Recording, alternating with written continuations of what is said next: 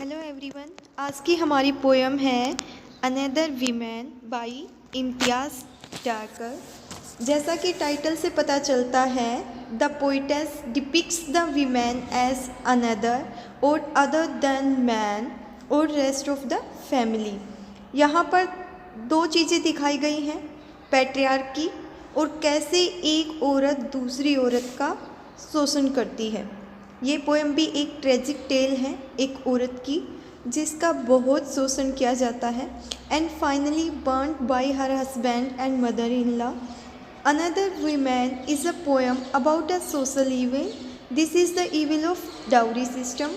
This poem details the inhuman treatment towards women by society. यह poem उन socio economic and cultural conditions को analyse करती है जो एक पैट्रियार्कल स्ट्रक्चर में एक वीमेन के डेवलपमेंट को लिमिटेड करते हैं। This poem is a bitter satire on the fate of women in traditional Indian families. The women in this poem performs her household duties sincerely.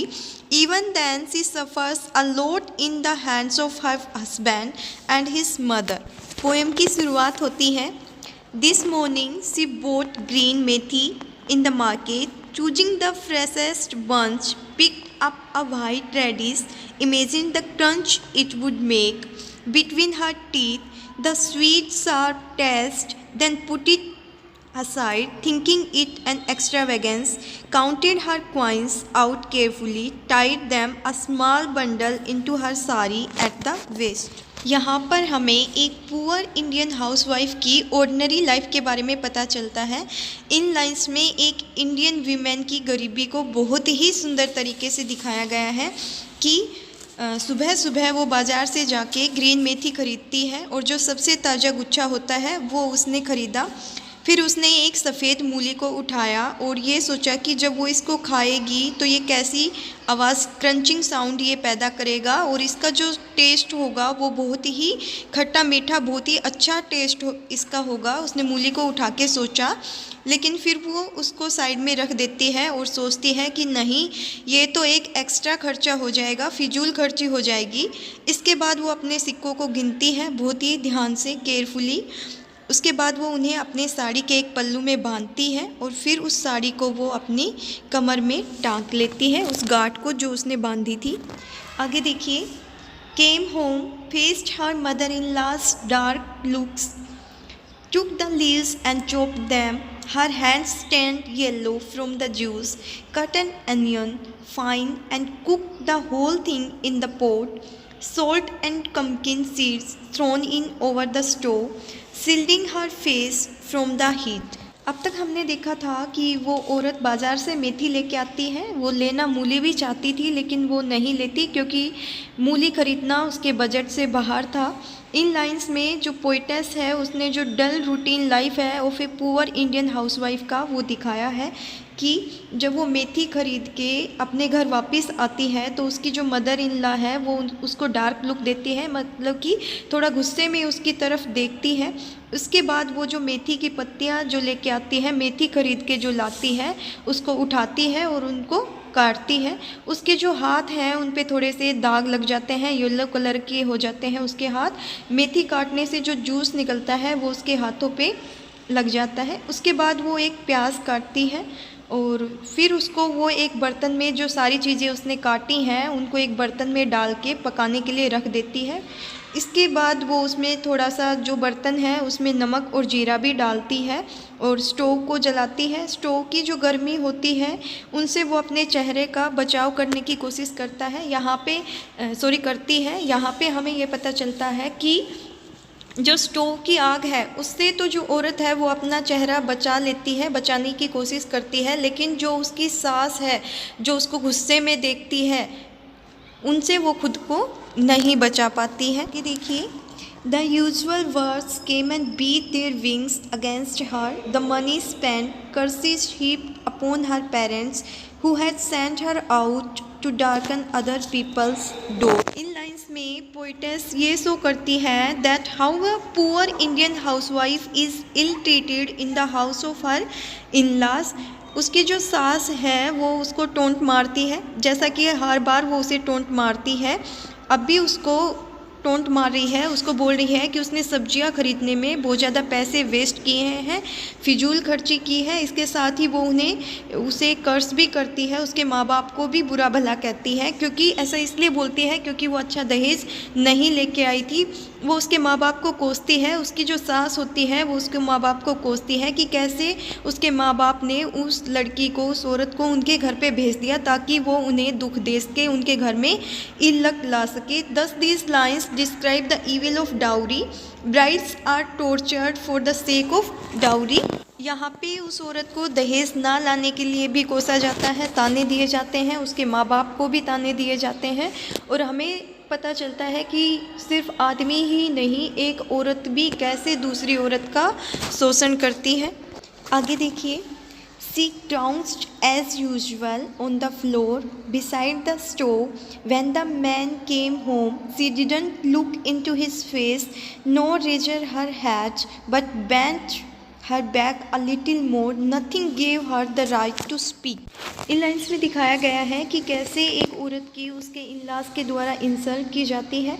वो स्टोव के पास बैठी है, फर्श पे बैठी है, नीचे ज़मीन पे ही बैठी है। जब उसके हस्बैंड आते हैं तो वो उसकी तरफ देखती भी नहीं है, अपने हस्बैंड की तरफ देखती भी नहीं है, अपना जो सर है वो बिल्कुल ऊपर नहीं करती है। वो झुक के बैठी थी स्टोव के पास, और जब उसके हस्बैंड आते हैं तो वो उसे नहीं देखती है। देखना तो दूर, जो वो अपनी कमर है वो थोड़ा और झुका लेती है, क्योंकि उसे कोई राइट नहीं है अपने व्यू एक्सप्रेस करने का। वो अपने हस्बैंड तक को नहीं बता सकती कि जो उसकी सास है वो उसे टोंट मारती है या उसे परेशान करती है। इन लाइंस में हमें जो कंडीशन है, जो मिजरेबल कंडीशन है, जो स्ट्रगल है, जो हेल्पलेसनेस है एक वुमेन की जो लोअर मिडिल क्लास फैमिली से बिलोंग करती है, वो दिखाई देती है। आगे देखिए, see watch the flames hiss up and beat against the cheap old pot, a wing of brightness against its blackened cheek. This was the house she had been sent to, the man she had been bound to, the future she had been born into. इसमें the poetess described the plight of an Indian woman.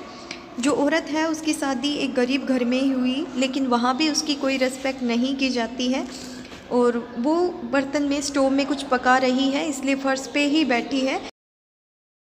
Stove की जो आग होती है उसको वो टकराते हुए देखती है। जो उसका बर्तन है, उस पर जो बर्तन है वो बहुत ही पुराना है, काला, उसका जो नीचे वाला पार्ट है वो ब्लैक हो रखा है। उससे टकराते हुए वो उस आग को देख रही है और फिर सोचती है कि यही वो घर है जहाँ पे उसको भेजा गया था, और ये उसका हस्बैंड है जिसके साथ उसको हमेशा रहना है, और यही उसका फ्यूचर है जिसके लिए वो पैदा हुई थी, इस घर में उसकी शादी कर दी गई थी। पे जो पोइटेस है leaves it on the reader to realise her pathetic condition themselves, वो रीडर के ऊपर छोड़ देती है कि जो रीडर है वो खुद रियलाइज़ करें कि उस औरत की सिचुएशन कितनी मिजरेबल है, उसकी जो पैथेटिक कंडीशन है उसको रियलाइज़ करें कि कैसे उसकी सास जो है वो उसे ताने मारती है, और उसका जो हस्बैंड है उसे भी वो बता नहीं सकती कि उसकी जो सास है वो उसे इस टाइप से ताने मारती है, उससे कोई राइट नहीं है अपने व्यू एक्सप्रेस करने का। आगे देखिए, so when the kerosene was throne just a moment of surprise, a brilliant spark, it was the only choice that she had ever known.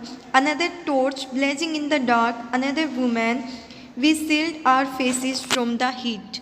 यहाँ पे उस औरत की मिजरेबल कंडीशन के बारे में पता चलता है जो कि एक लोअर मिडिल क्लास फैमिली से बिलोंग करती है। And the spark of fire symbolise the women's momentary anger, वो स्टोव में पंप करती है और एकदम से जो उसमें चिंगारी निकलती है आग की, तो ये जो चिंगारी निकलती है ये सिंबलाइज़ करती है कि जैसे वो जब पंप देती है स्टोव में तो आग एकदम से जलती है, ऐसे ही उसके दिल में भी गुस्सा है जो उसके इन-लॉज़ हैं उनके लिए, लेकिन वो एक पल के लिए है, क्योंकि जल्दी ही उसको ये रियलाइज़ हो जाता है कि उसको अब इसी घर में रहना है, उसके पास और कोई भी चॉइस नहीं है कि वो इसे छोड़ के जा सके। वो भी एक दूसरी औरत है जो इस टाइप के भाग्य से गुजर रही है।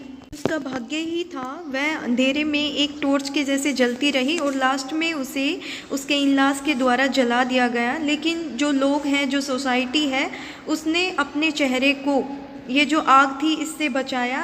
इसका मतलब है कि वो उस दर्द को महसूस ही नहीं करना चाहते थे जिनको ये महिलाएं महसूस कर रही हैं। लास्ट में हम देखते हैं she was not allowed to leave even this miserable life, perhaps her husband and mother in law threw kerosene on her, और उसे जिंदा जला देते हैं। यहाँ पर पोइटेस कहती है कि this was just another case of bride burning.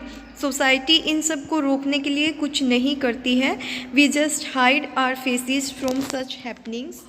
यहाँ पे हमारी पोएम ख़त्म हो जाती है। इस पोएम में जो पोइटेस है उसने एक औरत की बहुत ही मिजरेबल कंडीशन को दिखाया है, उसके स्ट्रगल को दिखाया है, उसकी हेल्पलेसनेस को दिखाया है, जो लोअर मिडिल क्लास फैमिली से बिलोंग करती है, कि कैसे एक औरत को टॉर्चर किया जाता है। यहाँ पे जो ईविल है डाउरी सिस्टम की वो भी दिखाया गया है कि एक अच्छा दहेज ना लाने पर औरत को उसके इनलाज के द्वारा कैसे टॉर्चर किया जाता है, और सिर्फ आदमी ही नहीं एक औरत भी दूसरी औरत का कैसे शोषण करती है। ये सब इस पोएम में दिखाया गया है।